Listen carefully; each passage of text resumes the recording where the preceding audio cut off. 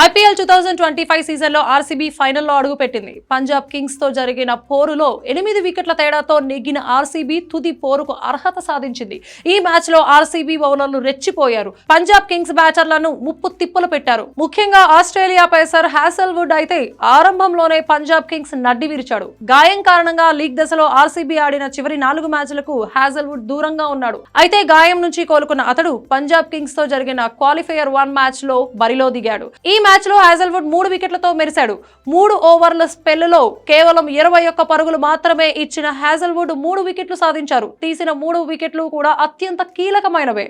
Super form లో ఉన్న Josh Inglis ను బౌన్సర్ తో అవుట్ చేసిన హ్యాసెల్వుడ్ శ్రేయాస్ అయ్యర్ ను కూడా బోల్తా కొట్టించాడు. ఇక చివర్లో ఒంటరి పోరాటం చేస్తున్న ఉమర్ జాయిని కూడా అవుట్ చేసి పంజాబ్ బ్యాటింగ్ కు ఫుల్ స్టాప్ పెట్టాడు. ఈ మ్యాచ్ లో సుయాష్ శర్మ కూడా 3 వికెట్లు తీసిన ఆరంభంలో పంజాబ్ నడ్డి విరిచిన హ్యాసెల్వుడ్ ఆర్సీబీ విజయానికి ప్రధాన కారణంగా నిలిచాడు. గాయం నుంచి కోలుకున్న తర్వాత ఆడుతున్న తొలి మ్యాచ్ లోనూ హ్యాసెల్వుడ్ సత్తా చాటాడు. అసలు భారత్ కు తిరిగి వస్తాడా లేదా అన్న డౌట్స్ మధ్య హ్యాసెల్వుడ్ రీ ఎంట్రీ ఇవ్వడము ఆర్సీబీని టైటిల్ కు అడుగు దూరంలో నిలిపాడు.